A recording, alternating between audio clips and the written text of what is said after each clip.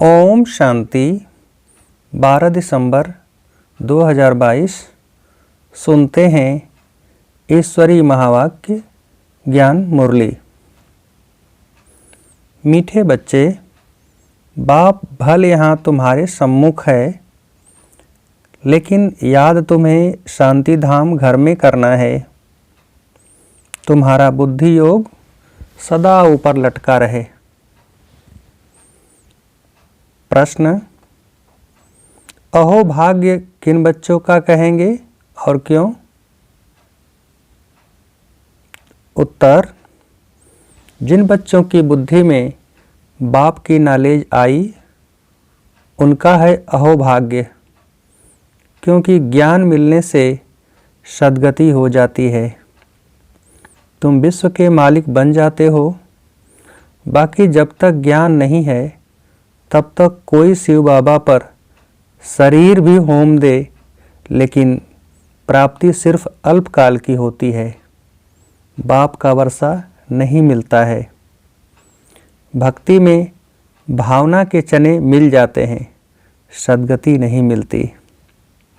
ओम शांति। बच्चों के दिल में सदैव रहता है कि बाबा आकर हमको पढ़ाते हैं। यहाँ तो सम्मुख बैठे हो। बुद्धि में आता है हमारा बाबा आया हुआ है। कल्प पहले मुआफिक फिर से हमको राजयोग सिखलाकर पवित्र बनाए साथ ले जाएंगे।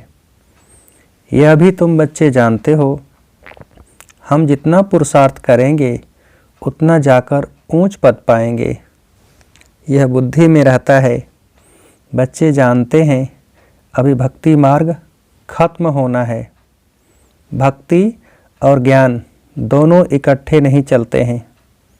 जो भी मनुष्य पूजा आदि करते हैं, शास्त्र पढ़ते हैं, वह कोई ज्ञान नहीं है, वह भक्ति है। बाप भी कहते हैं, मीठे बच्चे, वेद शास्त्र आदि अध्ययन करना, जप तप आदि करना, यह जो कुछ भक्ति आधा कल्प से करते आए हो, उसको ज्ञान नहीं कहेंगे। ज्ञान का सागर एक ही बाप है। वह तुमको बिल्कुल सही रास्ता बताते हैं कि बच्चे अब मुझे याद करो तो विकर्म विनाश हो जाएंगे। कोई भी देहधारी को याद नहीं करना है। बुद्धि योग ऊपर में लटका हुआ होना चाहिए। ऐसे नहीं कि बाबा यहाँ है तो बुद्धि भी यहाँ रहे। भल बाबा यहाँ है तो भी तुमको बुद्धि योग वहाँ शांति धाम में लगाना है।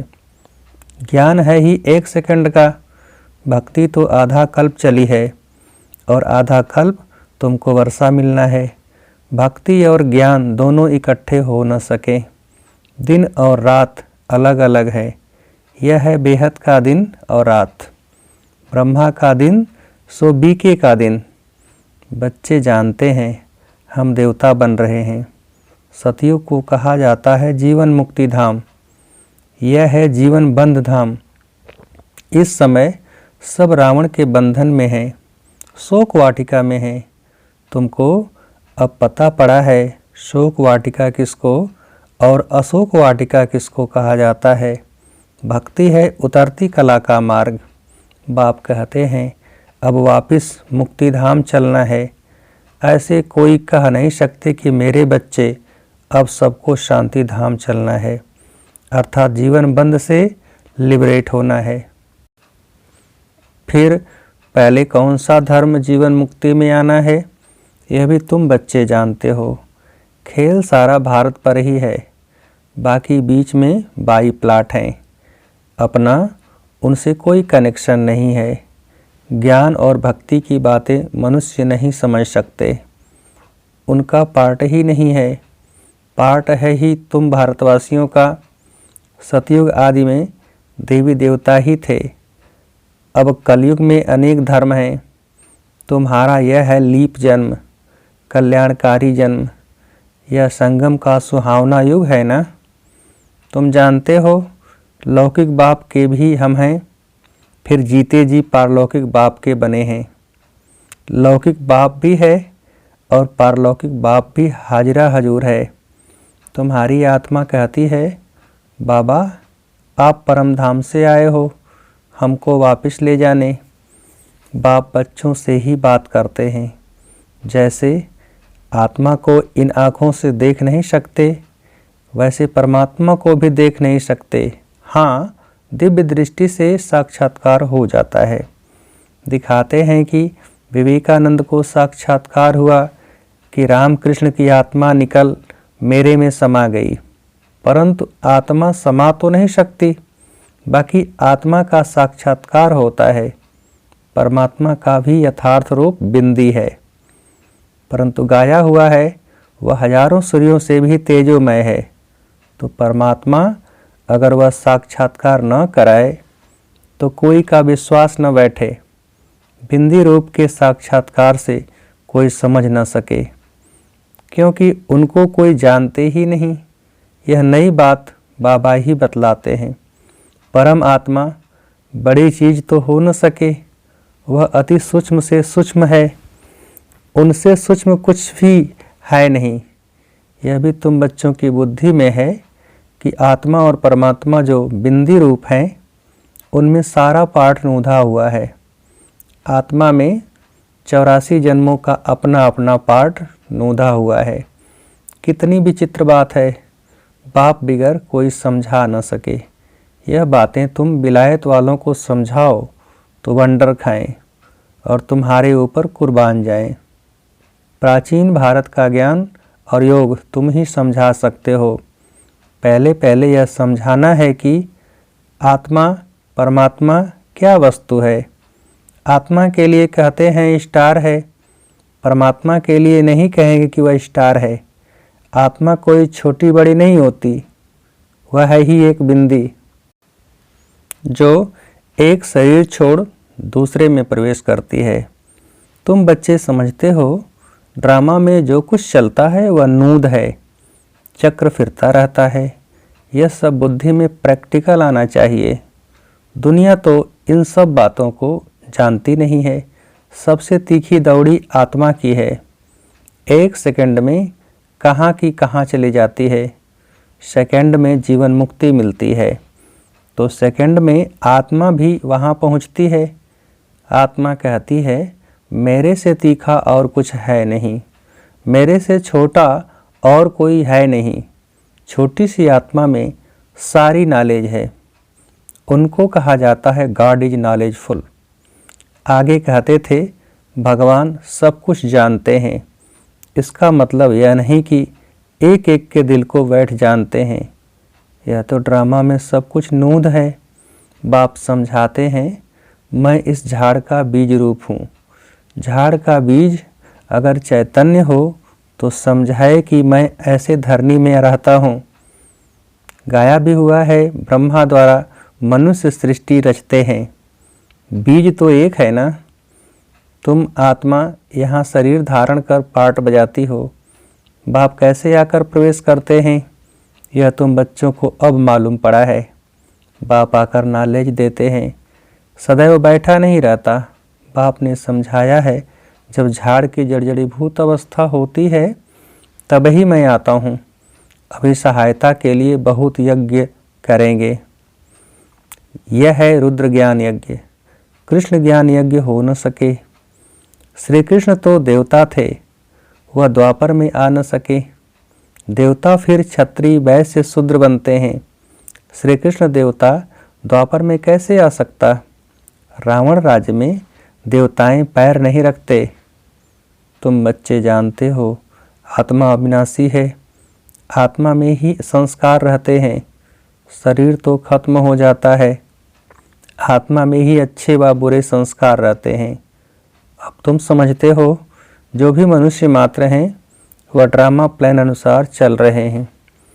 आगे यह नहीं समझते थे कि सृष्टि किस आधार पर चलती है। ईश्वर के आधार पर तो है नहीं। यह तो बना बनाया खेल है जो फिरता रहता है। ऐसे नहीं ईश्वर के आधार पर खड़ा है। जैसे तुम्हारा पार्ट है वैसे परमात्मा का भी पार्ट है। साक्षात्कार भी मैं कराता हूँ। भक्ति मार्ग में हर एक की मनोकामना अल्पकाल के लिए पूरी होती है। दान पुण्य आदि जो कुछ करते हैं उसका अल्पकाल के लिए सुख मिलता है। थोड़ा सा सुख मिला फिर ऐसा कर्म करते हैं जो उनको भोगना पड़ता है। कहते हैं भावी के भोगरे यानी चने भी मिले तो अच्छे। भक्ति मार्ग में मेहनत करते हैं, मिलता क्या है? चने। शिव बाबा पर भल शरीर भी होम देते हैं तो भी मिलते भोगरे हैं। वर्षा तो मिल न सके। काशी कलवट खाने समय विक्रम भल नाश होंगे फिर शुरू हो जाएंगे। तो भावना के भोगरे हुए ना। ज्ञान मार्ग में तुमको देखो कितना मिलता है, एकदम तुम विश्व के मालिक बन जाते हो। यह कोई की बुद्धि में अगर नॉलेज आ जाए तो अहो भाग्य। ज्ञान से सद्गति होती है, इसको नॉलेज कहा जाता है। यह बाप के सिवाय कोई दे न सके। शास्त्र कितने ढेर पढ़ते हैं, बहुत होशियार हो जाते हैं, फिर वह संस्कार ले जाते हैं। अच्छा उनको मिलता क्या है? भोगरे, और तो कुछ नहीं, नीचे गिरते ही आते हैं। समझो कोई का राजा के घर में जन्म होता है, खुशी मनाते हैं, भल वह राजकुमार है, परंतु तुम कहेंगे उनको चने मिले। कहाँ हमको बाप विश्व का मालिक बनाए बादशाही देते हैं, कहाँ वह भोगरे यानी चने। कोई बहुत दान करते हैं, भल जाकर राजा के पास जन्म लिया तो भी तुम्हारी भेंट में भोगरे हैं। तो अब राजाई पद का पुरुषार्थ करना चाहिए। लौकिक बाप भी बच्चों को देख बहुत खुश होते हैं। यह है बेहद का माँ बाप जिससे 21 जन्मों का सुख मिलता है। आजकल देखो दुनिया में दुख बढ़ता जा रहा है, अभी दुख धाम की अंत है। पारलौकिक बाप से बच्चों को क्या मिलता है, लौकिक से क्या मिलता है, फर्क कितना है। यहाँ कर्मों अनुसार कोई गरीब बनता है, कोई कैसे बनते हैं। वहाँ गरीब भी सुखी रहते हैं, नाम ही है सुख धाम, यह है दुख धाम। सन्यासी लोग कहते हैं हमने घर बार छोड़ा है, पवित्र बने हैं भारत को पवित्र रखने के लिए। गवर्नमेंट भी उनका मान रखती है, परंतु दुख धाम को सुख धाम बनाना यह बाप का काम है। सर्व को शांति धाम सुख धाम ले जाना है, क्योंकि यह तो सारी दुनिया का प्रश्न है। भारत जब श्रेष्ठाचारी था तब देवताएं थे। बाबा ऐसे यानी निबंध देते हैं, युक्ति से लिखना चाहिए। देवताएं 84 जन्मों का चक्र लगा कर आए हैं, फिर मनुष्य से देवता बनते हैं। मनुष्य से देवता बाप ही बनाएंगे, और कोई की ताकत नहीं। सन्यासियों से भारत को कुछ फ़ायदा है, पवित्र रहते हैं। आगे तो रचता रचना के लिए कहते थे बेअंत है, हम नहीं जानते हैं। अभी तो कह देते हैं हम भगवान हैं। तत्व को याद करने से विक्रम विनाश नहीं होंगे। बाप के महावाक्य हैं, मामेकम याद करो तो तुम्हारे विक्रम विनाश होंगे। पतित पावन मैं हूँ, सारी दुनिया को आकर पावन बनाता हूँ। सारे भंभोर को आग लगनी है। सारी दुनिया अज्ञान निद्रा में सोई हुई है। ड्रामा प्लान अनुसार सारी दुनिया नास्तिक है। बाप कहते हैं मैं आकर सबको आस्तिक बनाता हूँ। अभी जो बिल्कुल तमो प्रधान बने हैं वो अपने को भगवान कह देते हैं। तुम तो इस सृष्टि चक्र के राज को जानने से चक्रवर्ती राजा बनते हो, महावीर बनते हो। तुमको तो प्रारब्ध में माल मिलते हैं, उनको क्या मिलता है? चने। तुम माया पर जीत पाते हो। सुदर्शन चक्र तुम ब्राह्मणों को है। विष्णु के मंदिर को नर नारायण का मंदिर कहते हैं।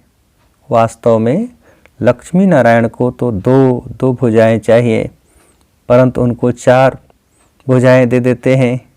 लक्ष्मी नारायण तो अलग ठहरे ना। अगर वह 4 भुजाओं वाले हैं तो उनकी संतान भी 4 भुजा वाली चाहिए। ऐसे तो है नहीं। देखो बाप कितना अच्छी रीति समझाते हैं। अब तुम समझदार मास्टर नॉलेजफुल बन गए हो। पतितों को पावन बनाना है, घर वालों को उठाना है, घर को भी मंदिर बनाना है। बच्चे कहते हैं बाबा फलाने की बुद्धि का ताला खोलो। अब मैं सिर्फ यह काम करने के लिए बैठा हूँ क्या? तुम तो ब्राह्मणिया हो, वो तुमको करनी है। ब्राह्मणों को सर्विस करनी है, पद भी तुमको पाना है। मैं निष्काम सेवाधारी हूँ और कोई निष्काम हो नहीं सकता। मैं तुमको स्वर्ग का मालिक बनाता हूँ, मैं नहीं बनता हूँ। मकान भी तुम बच्चों के लिए बनाए हैं, मैं तो पुरानी कुटिया में बैठा हूँ। मेरे लिए पुराना मकान पुराना शरीर है। शिव बाबा पुराने तन में रहता है तो यह फिर कहाँ जाएगा? निष्काम सेवा एक बाप ही कर सकता है। तुम जानते हो बाबा से हम विश्व के मालिक बने का वर्षा लेते हैं तो खुशी से झोली भरनी चाहिए। देखो ज्ञान कितना ऊंचा है। भक्ति में तो क्या क्या दान पुण्य जप तप आदि करना पड़ता है। सद्गति दाता तो एक बाप है। बाप ने आकर ज्ञान घृत डाला है। सतयुग में सबकी ज्योति जगी रहती है, परंतु वहाँ पर ज्ञान नहीं रहता है कि हम तमो प्रधान से सतो प्रधान बने हैं। वह है प्रारब्ध। नए सिर चक्र शुरू होता है, यह अनादि है। सूर्य निकलता है फिर जाता है, यह धरती का फेरा है। ऐसे नहीं ईश्वर फेरता है। अच्छा, मीठे मीठे सिकील्धे बच्चों प्रति माता पिता बाप दादा का याद प्यार और गुड मॉर्निंग। रूहानी बाप की रूहानी बच्चों को नमस्ते। हम रूहानी बच्चों की रूहानी बाप को नमस्ते नमस्ते। धारणा के लिए मुख्य सार। पहली पॉइंट, घर घर को मंदिर बनाना है, परिवार वालों की भी सेवा करनी है, ऊंचे ज्ञान का सिमरण कर खुशी से झोली भरनी है। दूसरी पॉइंट, किसी भी देहधारी को याद नहीं करना है, अपना बुद्धि योग ऊपर लटकाना है। सुहावने संगम युग पर जीते जी पारलौकिक बाप का बनना है। वरदान, यथार्थ सेवा द्वारा सेवा का प्रत्यक्ष फल खाने वाले मन बुद्धि से सदा तंदुरुस्त भव। यथार्थ सेवा द्वारा सेवा का प्रत्यक्ष फल खाने वाले मन बुद्धि से सदा तंदुरुस्त भव। विस्तार है, यदि सेवा योग युक्त और यथार्थ है तो सेवा का फल खुशी, अतीन्द्रिय सुख, डबल लाइट की अनुभूति अथवा बाप के कोई न कोई गुणों की अनुभूति प्रत्यक्ष फल के रूप में जरूर होती है। और जो प्रत्यक्ष फल खाते हैं वह मन बुद्धि से सदा तंदुरुस्त रहते हैं। अगर कमज़ोर रहते हैं तो समझो ताज़ा प्रत्यक्ष फल नहीं खाते। प्रत्यक्ष फल सदा हेल्दी बनाता है, इसलिए आपका स्लोगन है एवर हेल्दी, एवर वेल्दी और एवर हैप्पी। स्लोगन, अपने हर कर्म द्वारा ब्रह्मा बाप के कर्म को प्रत्यक्ष करने वाले ही कर्मयोगी हैं। अपने हर कर्म द्वारा ब्रह्मा बाप के कर्म को प्रत्यक्ष करने वाले ही कर्मयोगी हैं। अच्छा, ओम शांति। मेरा बाबा शुक्रिया।